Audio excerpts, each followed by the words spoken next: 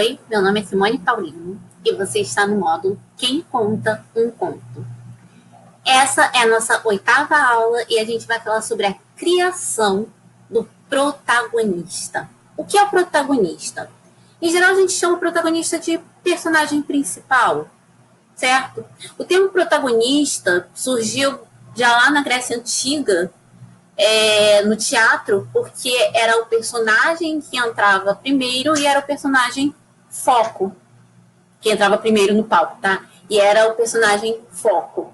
Então, tudo era focado na jornada dele. Então, é muito difícil eu falar sobre protagonista sem falar da jornada do herói do Joseph Campbell, né? Do Herói de Mil Faces. Então, eu vou falar um pouquinho sobre a jornada do herói, que eu acho que a maioria deve conhecer. A jornada do herói ainda é uma fórmula muito utilizada, né? Você pode perceber a jornada do herói em Harry Potter, enfim, ainda é bem utilizada a jornada do herói, que são 12 passos.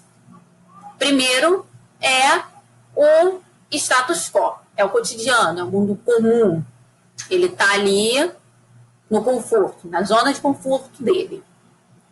O 2 é o chamado para a aventura. Isso também aparece muito claro no Hobbit, né? Quem já leu ou viu o filme, isso também fica muito claro. No 3, no ponto 3, existe a recusa, a procrastinação, tipo, eu não vou entrar nessa aventura, para que eu vou fazer isso? O que eu vou ganhar com isso? A pessoa se recusa. E aí o 4 veio o mentor. O mentor está bem no limiar entre a zona de conforto e o mundo desconhecido. E é o mentor que vai fazer esse caminho, né? No 5, a gente tem a primeira travessia. Em Harry Potter, por exemplo, a gente pode ver a primeira travessia, a plataforma, né? A plataforma é a primeira travessia. E 6, testes, aliados e inimigos. Nesse ponto, a gente já está no mundo desconhecido. Então, esses testes, aliados, inimigos, são coisas que vão acontecendo durante essa jornada do herói. 7, aproximação da caverna oculta. Ele vai se aproximar de alguma provação, algum tipo de provação.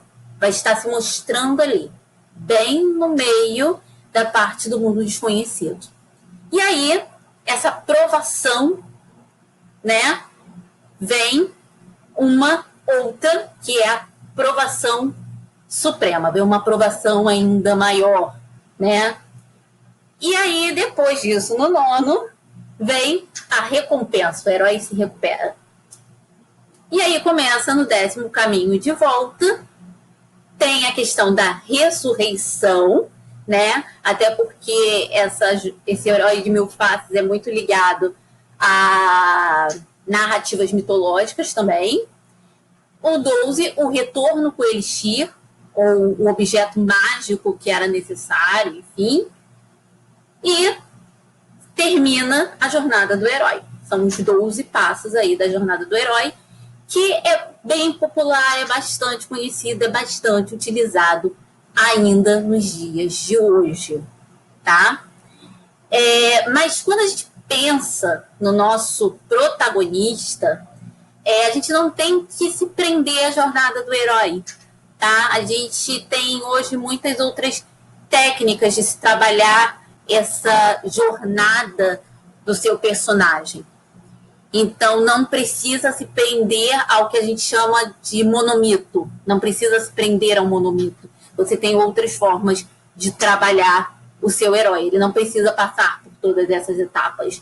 Mas, muitas vezes, isso daí é utilizado meio como uma fórmula, principalmente em textos de literatura fantástica, enfim, né? Quando você for pensar na criação do seu protagonista, você tem que pensar que ele é um ser tridimensional, e isso eu falei na última aula. Você não pode só focar na aparência física dele. Você tem que focar nele como um todo. Ele é um ser que existe dentro da tua narrativa, ele tem que parecer verossímil, tá? O Robert McKee, ele diz que empatia não é simpatia, né? Então, o que ele quer dizer com isso? Que, tipo, você pode não gostar do protagonista, tipo, achar ele um chato, mas você se identifica com alguma coisa com ele, você tem uma certa empatia por ele, né? Então, a gente tem que pensar que o personagem ele tem que ser o mais próximo do humano possível. Então, ele precisa ter falhas, ele precisa falhar. Por isso a importância do caráter dominante. Ele precisa falhar, ele precisa ter medos. Ele não é o super-homem, ele precisa ter medos. Então, quando você pensar no seu protagonista, pensa nos medos, nas inseguranças. Se ele guarda algum segredo, se ele guarda alguma mentira, se ele tem algum sonho, enfim. E pensa também numa backstory para ele, tá? Por exemplo, quando eu vou falar de uma mulher que ela quer começar uma nova vida em outro lugar, tal, e ela parece estar sempre fugindo de alguma coisa.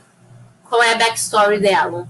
Ah, ela sofreu violência doméstica e, na verdade, ela fugiu de casa, ela fugiu do marido, né, que acabava sendo violento com ela, e ela está naquela cidade se escondendo mesmo. Então, ela tem medo de a qualquer momento ser encontrada. Então, ela tem uma backstory que vai fazer todo sentido pro que ela é, porque essa personagem, essa protagonista é, tá? E quais seriam alguns erros ao se criar um protagonista? A gente pode cair no erro de criar um psicopata ou um sociopata. Acho que mais um sociopata do que um psicopata. Porque a gente pode cair no erro de criar um personagem tão perfeito, que, tipo, ele tem algum problema, não é possível, né? Ou criar um personagem muito inverossímil, tipo, uma menina de 18 anos que age como se tivesse 12. Entendeu? Existe, eu nem vou falar qual é o livro para não criticar outros autores, mas, enfim, certos deslizes na criação do protagonista o tornam inverossímil. Você tem que acreditar que aquele personagem é uma pessoa de verdade. Ele tem que ser tão de verdade que, se ele morrer, você vai chorar. E se ele vai ficar feliz, você vai ficar feliz junto com ele, você vai se emocionar com ele. Então, é preciso mostrar o lado humano, principalmente. Você pode fazer a ficha do seu personagem, criar uma backstory, tudo isso, e o seu personagem não ser humano. Porque você precisa mostrar essas coisas durante sua narrativa, tá? Então, quando você começa a pensar nessa criação do personagem, toma cuidado para não criar um personagem tão perfeito, um protagonista tão perfeito, que ele não vai gerar empatia de ninguém. E você vai estar jogando fora uma trama maravilhosa por causa de um personagem que você colocou que é um protagonista ruim. Tá bom? E, claro, né, fugir de personagens padrãozinho, né? Ah, quem é minha protagonista? É a nerd feia da escola que, de repente, se torna bonita e agora todos os rapazes querem ficar com ela. Fuja dos padrões, tá? Já tá chato, tem coisa que já tá com prazo de validade vencido, tá bom? E vamos lembrar do antagonista, porque o protagonista, ele pode ter um antagonista ou pode ter uma situação antagônica. Quando a gente pensa no antagonista, o antagonista, na verdade, ele é uma face espelhada do protagonista. Pensa bem nisso. Geralmente, tanto o antagonista quanto o protagonista, eles têm ou uma backstory muito parecida, ou eles têm um objetivo em comum. Então, geralmente, o antagonista é o reflexo de quem é o seu protagonista.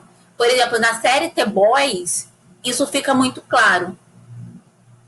Quem tem assistido a série vai perceber isso, que o protagonista da série, que o antagonista da série, na verdade, ele é um espelho do protagonista, tá? E vamos pensar aqui, né, qual vai ser a nossa tarefinha para terminar. Eu acho que vocês já devem ter imaginado qual é, né?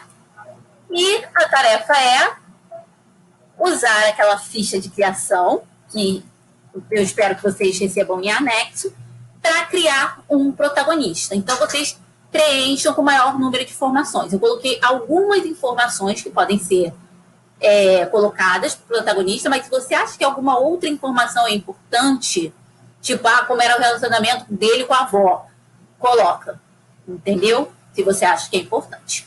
Então, por aqui, finalizamos a nossa 8ª aula e até a próxima.